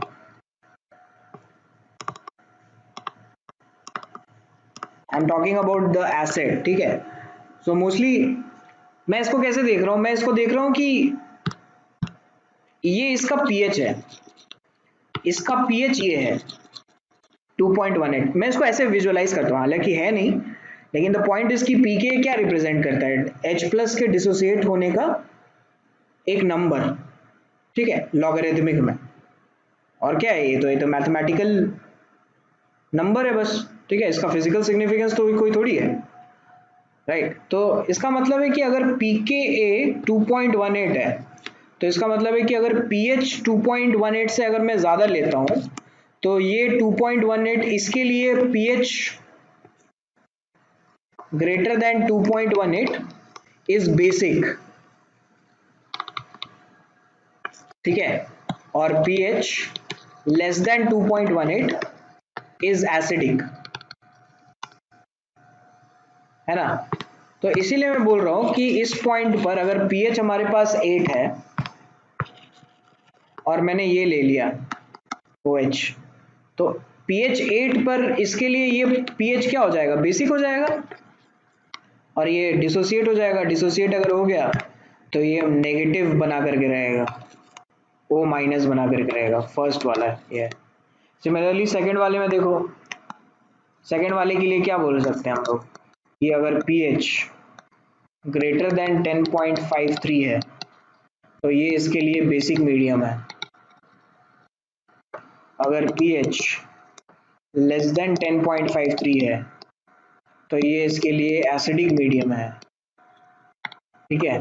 तो ये तो लेस देन 10.53 से लेस है 8, तो इसका मतलब एसिडिक मीडियम है। एसिडिक मीडियम है तो H प्लस क्यों निकालेगा, एसिड तो खुद ही एसिड है वो, राइट। तो ये ऑलरेडी पॉजिटिव चार्ज में रहेगा।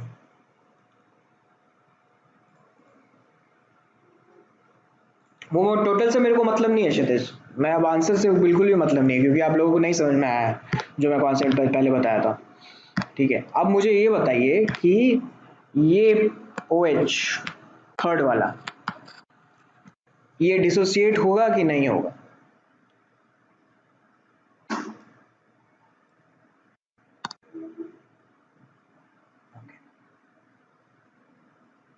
ओके क्षितिज, वेरी गुड। और लोग बताओ, हुआ कि नहीं हुआ डिसोसिएट। नहीं होगा, अलिम्पन अभी भी बोल रहा है होगा।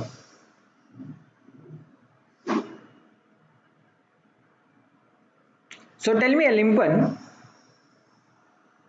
थर्ड वाले के लिए pH 8 एसिडिक मीडियम है या बेसिक मीडियम है।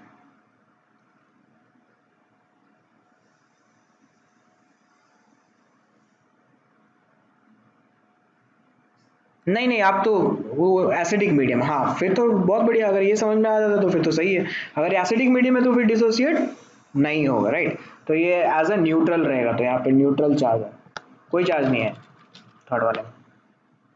थर्ड वाले का चार्ज 0। फोर्थ वाला बताइए इसके लिए, इस ये डिसोसिएट होगा क्या?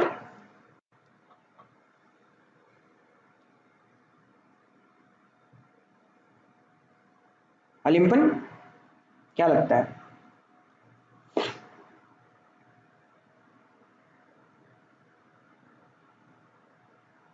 विनीत? हाँ होगा, बिल्कुल।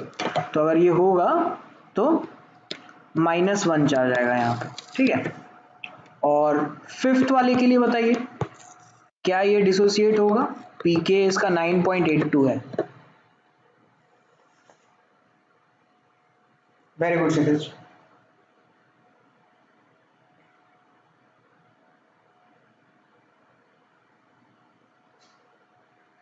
बिल्कुल। तो इसके लिए पीएच जो है वो आपका एसिडिक मीडियम है, इसीलिए नो।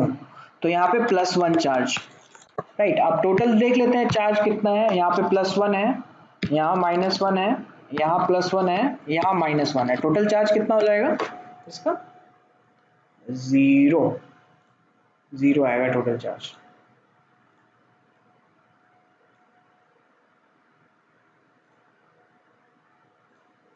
ठीक है।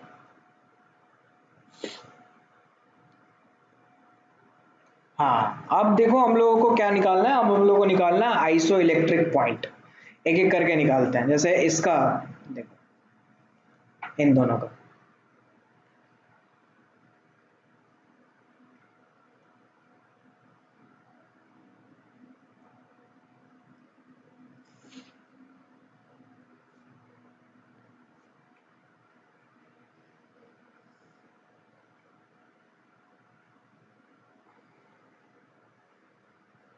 एक का मैं बता देता हूँ, बाकी का आप कर रहे हैं, ठीक है। इसका पीके भी गिवन है।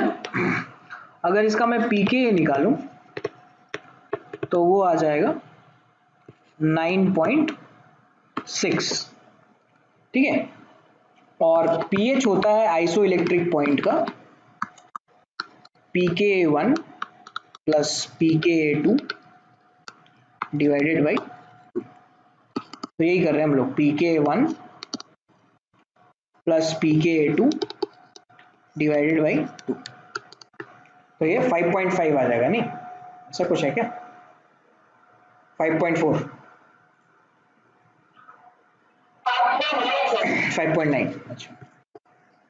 तो ये 5.9 आ जाएगा।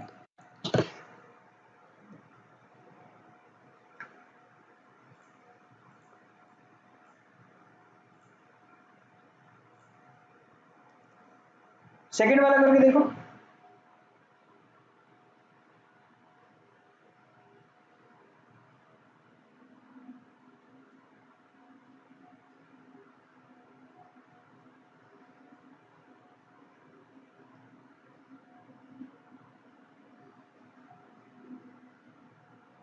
आपके पास जितना पीके हुआ ना, आपको डिवाइड उतने ही से करना पड़ेगा। जैसे मेरे पास 2 पीके था तो डिवाइडेड बाई 2 किया, अगर 3 होता तो बाई डिवाइडेड बाई 3 करते हैं, अगर 4 होता तो डिवाइडेड बाई 4 करते हैं, ऐसे चलेगा। Very good Vineet. Yes, yes, very good.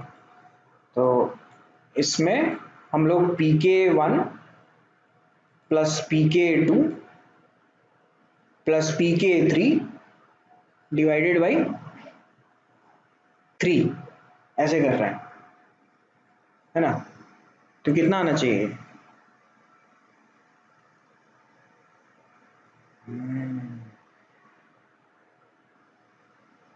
क्या गड़बड़ हो रहा है? देखने दो, देखने दो क्या गड़बड़ है। pK1 pK2 pK9,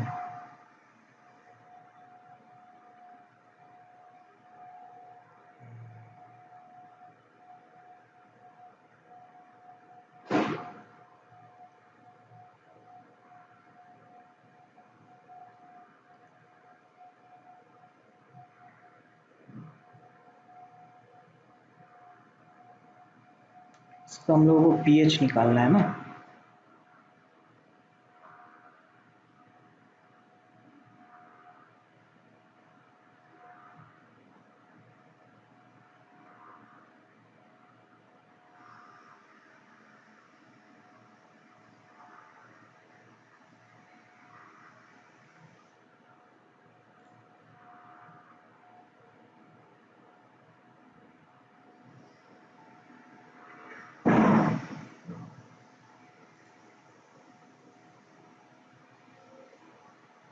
नहीं, फिर हम लोग कुछ गड़बड़ कर रहे हैं।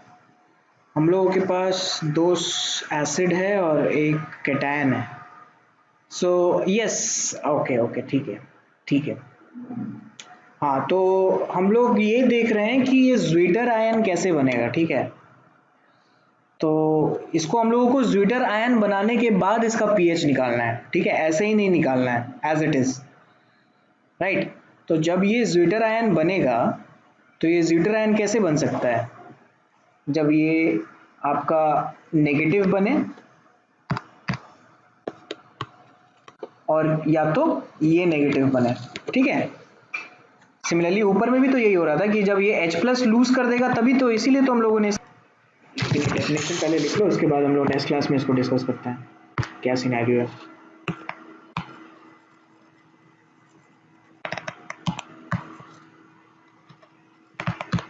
आइसो इलेक्ट्रिक पॉइंट, ठीक है।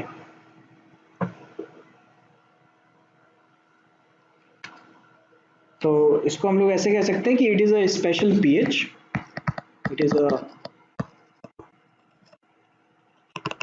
Special pH at which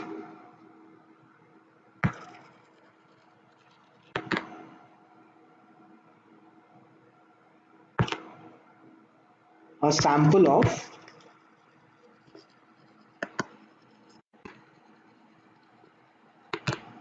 amino acid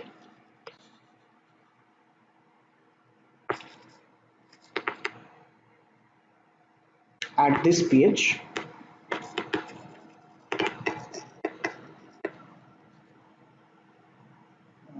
do not migrate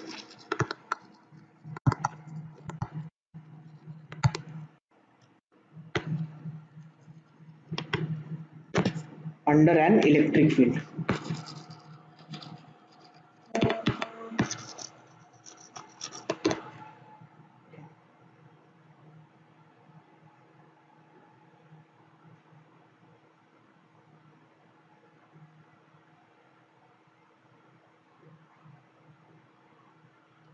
और हम लोग एक चीज और बोल सकते हैं कि at isoelectric point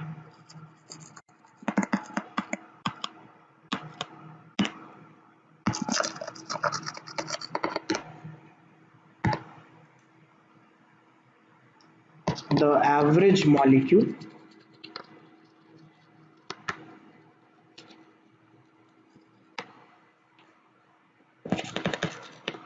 in the sample has net electric charge 0.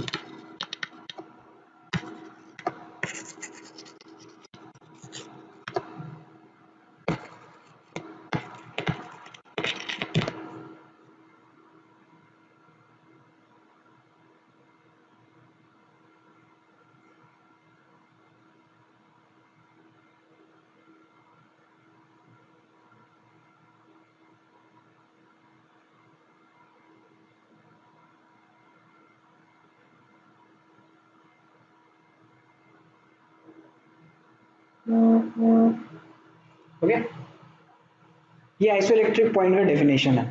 और इसका पीएच तो हम लोगों ने देखा था, इसका पीएच जो आता है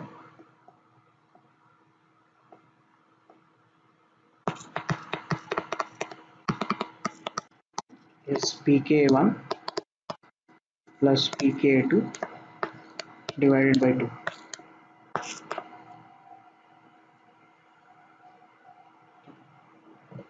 मतलब बेसिकली द पॉइंट इज कि हम लोग ज्वीटर आयन का पीएच निकाल रहे हैं, है ना।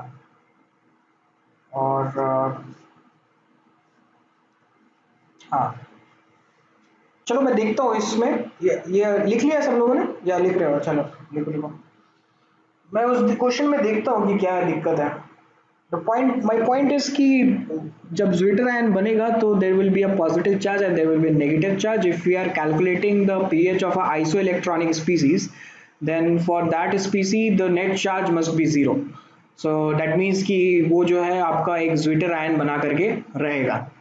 जब ज्विटर आयन बना करके रहेगा तो there will be a cation and there will be an anion. जो कैटायन बना रहा है, जो अनायन बना रहा है, उसका पीके ले करके डिवाइडेड बाई 2 करना है। That was my point. ठीक है, वो आपको आइसो इलेक्ट्रिक पॉइंट देगा। तो नॉर्मली यही करते हैं हम लोगों ने, आयनिक इक्विलिब्रियम में भी यही किया था कि जब हम लोग सॉल्ट का पीएच निकाल रहे होते हैं तो जिस बेस से बना है और जिस एसिड से बना है उसका पीके और उसका पीके भी लेते हैं, राइट। चलो देखते हैं क्या है। ये लिख लिया है आप लोगों ने? बोलो।